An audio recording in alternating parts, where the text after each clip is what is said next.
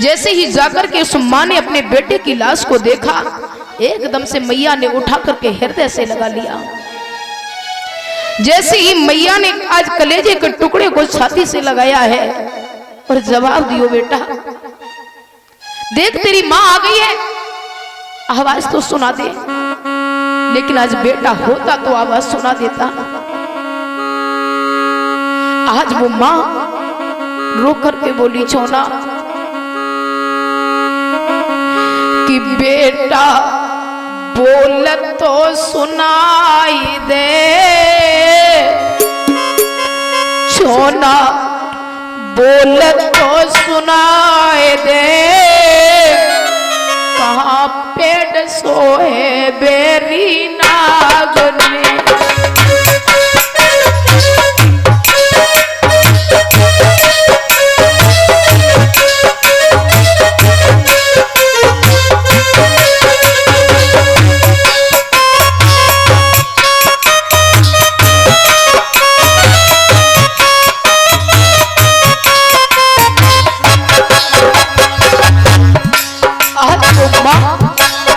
अपने कलेजे को टुकड़े को सीधे से लगा करके बोली, बेटा एक बार आवाज सुना दे, बेटा बोल तो सुनाई दे, कहाँ पेट सोए बेरी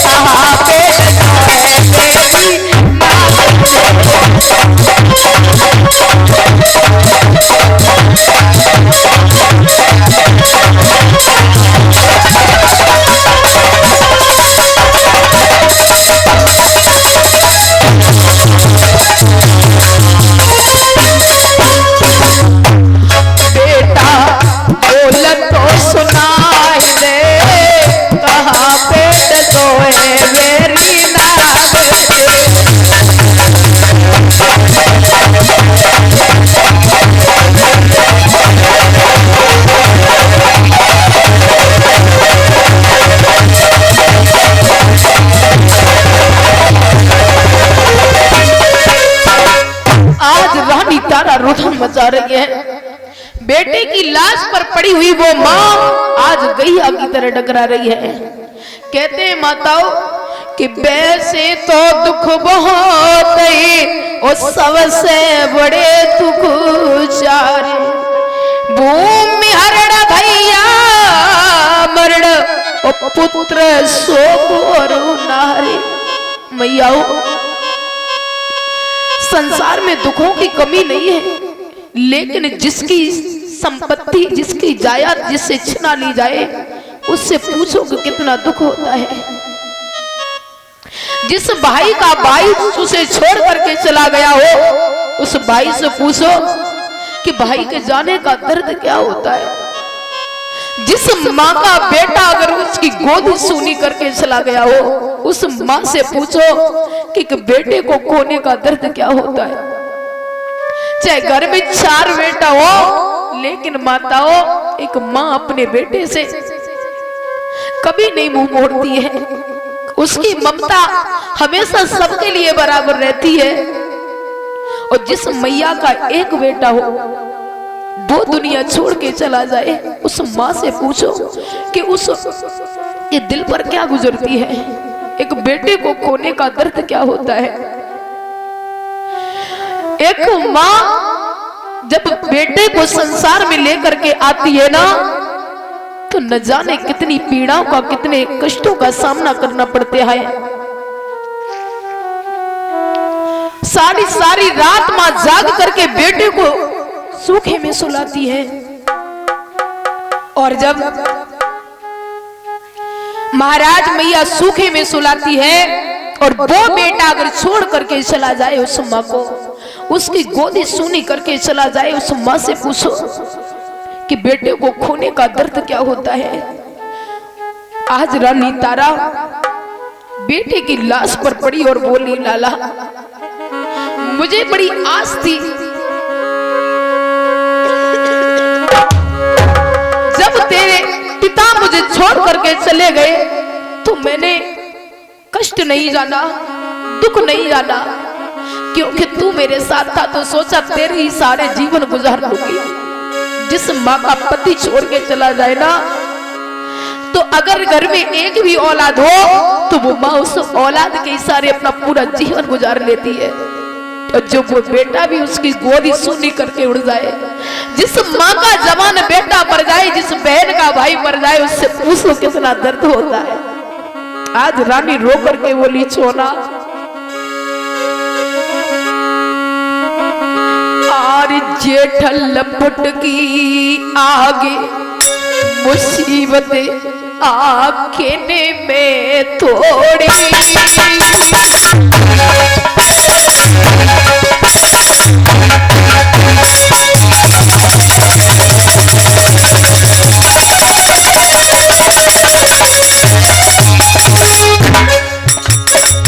और परदेशन के बीच बिलखती मैया क्यों छोड़ी।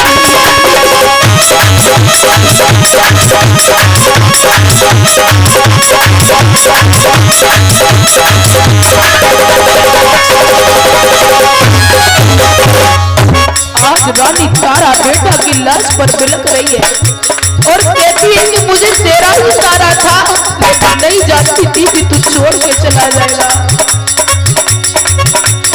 अरे पड़ गई कर्जा की तकदीर, अरे पड़ गई कर्जा की तकदीर, और बिके नीचे घर जाए भूख में हुक्म करे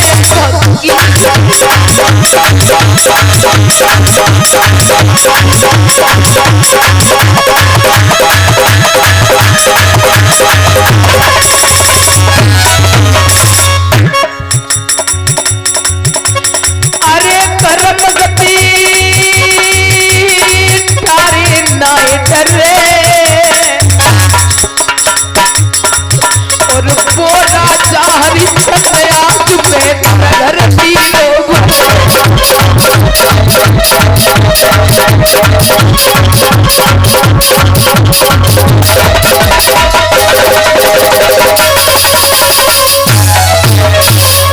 आज वो माँ बेटी की लाश बड़ी बड़ी गैया की तरह बिलख रही है। अरे लाश के चारों ओर फिरे, लकी छूटी जाए लला के मुंह से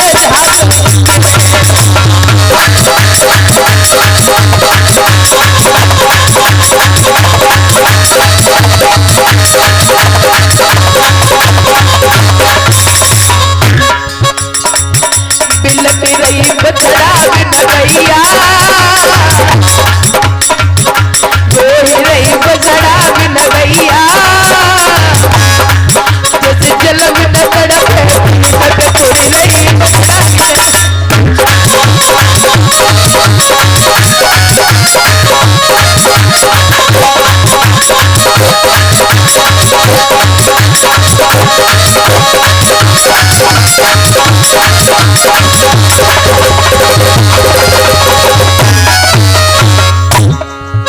जवाब दिया रानी तारा ने, लाला तुझसे आंख लगा करके बैठी थी कि तू बुढ़ापे में मेरा सहारा बनेगा, लेकिन नहीं जानती थी कि तू अपनी इस माँ को बीच भंवर में छोड़ के चला जाएगा।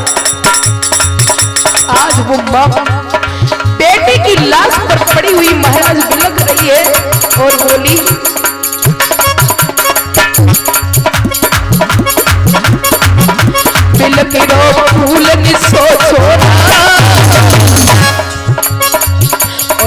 तीनों को उठाए कंठ चिपकाई लो सोतारे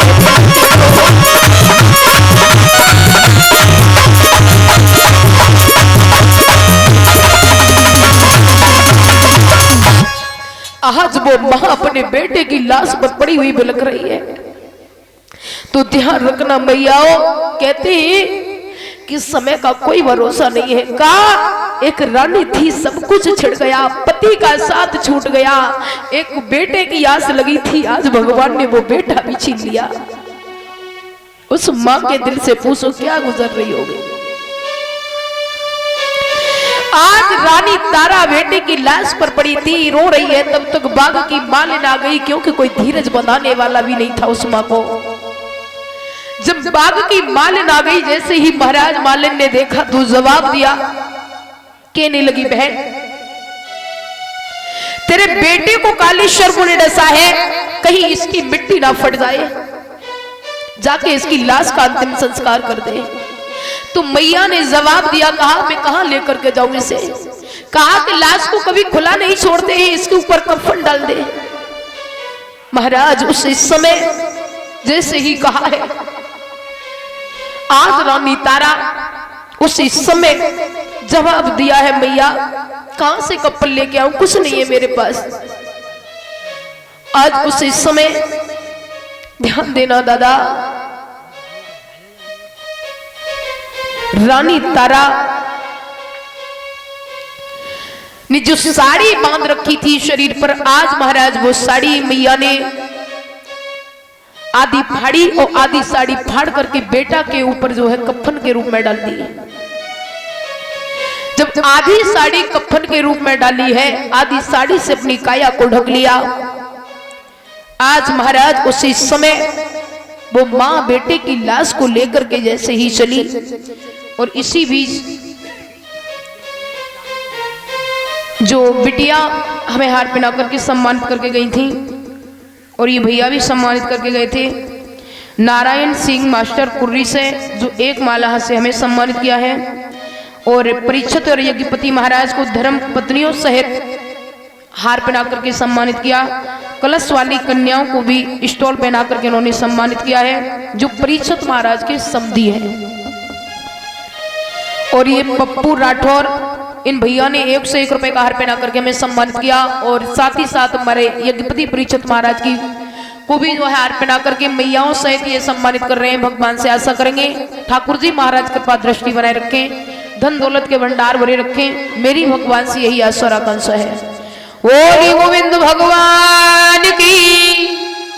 आज महाराज उसी समय रानी तारा लाश पर पड़ी रो रही है। बेटे की लाश को लेकर के मैया जैसे ही चली तो मरघट का भी पता नहीं था, अंधेरी रात थी। आज उसी समय महाराज जाकर के जंगल में जैसे ही पहुंची तो दूर से देखा कि चिताएं जल रही है। आज मैया समझ गई, जाकर के लाश को जमीन पर रखा, और जमीन पर लाश को रख करके आज वो मां लकड़ियों को इकट्ठा करने लगी। हृदय पर पत्थर बांध लिया उस मां ने। जैसे ही लकड़ियों को इकट्ठा किया, सामने चिताएं जल रही थी, उसमें से एक मोटी सी लकड़ी खींची, चारों तरफ भभूका सा फूट गया। जैसे ही चारों तरफ भभूका सा फूटा है, प्रकाश फैल गया। दूसरी तरफ महाराज हरिश्चंद्र पहरा लगा रहे थे। आज दादा उसी समय जब हरिश्चंद्र पहरा लगा रहे हैं, देखा तो कहा कौन है जो हमारे मरघट में उल्लंघन कर रहा है। रानी तारा ने जो पति की आवाज सुनी, मैया भाग करके चरणों में गिर पड़ी और कहा कि मैं ही वो अभागिन हूं। बोली तारा तुम यहां क्यों? तो जवाब दिया कि जो आप अपनी अमानत हमें सौंप करके आए थे ना, हम तुम्हारी उस अमानत की रक्षा नहीं कर पाए। जवाब दिया हमारा बेटा हमें छोड़ करके चला गया। आज महाराज उसी समय जैसे ही कहा कि हमारा बेटा हमें छोड़ करके चला गया है, आज महाराज उसी समय राजा हरिश्चंद्र ने जवाब दिया, कहा तारा कौन बेटा, किसका बेटा? मेरा कोई बेटा नहीं है। कहा कि धर्म पर चलने वालों का कोई घर परिवार नहीं होता, होता है तो केवल धर्म होता है और कुछ नहीं है मेरे पास। रानी तारा ने जवाब दिया, महाराज आप ऐसी बातें कह रहे हैं? बोले हाँ, मेरे लिए धर्म ही तो सब कुछ है। कहा कि जिस धर्म की खातिर आज हम पिछड़े हैं, तो उसी समय महाराज रानी तारा से कहते हैं कि हमारे मरकट का नियम है, कर का टका दो, यदि कर का टका नहीं है तो कफन दो, मुफ्त में लाश नहीं जलाई जाएगी। तो माता उसी समय मैया ने जवाब दिया कि प्रभु सब कुछ लुट गया धर्म के लिए और तुम मुझसे कफन मांग रहे हो। कहा कि मेरे मालिक का कहना है, याद करो तुम जब नदी पर मैं तुम्हारे सामने गिड़गिड़ा रहा था तब तुम्हें अपने धर्म की चिंता थी, तो तुमने मेरे घड़े में सहारा तक नहीं लगाया, और अब मैं जो है अपने मालिक के आदेश का पालन ना करूं तो मेरा धर्म चला जाएगा तारा। आज उसी समय रानी तारा जो साड़ी आदि सबने शरीर पर बांध रखी थी कि जिसे काया को ढक रखा था, आज मैया ने कहा प्रभु मैं तुम्हारे धर्म को नहीं जाने दूंगी। वो आधी साड़ी उस माँ ने माता निकाल करके महाराज को कफन के रूप में दे दी और कहा कि मैं तो जा रही हूँ, बेटे की लाश का अंतिम संस्कार कर देना, क्योंकि अगर मुझे नग्न अवस्था में अगर किसी ने देख लिया तो लोग तमाम बातें बनाएंगे, क्या क्या कहेंगे। तो महाराज उसी समय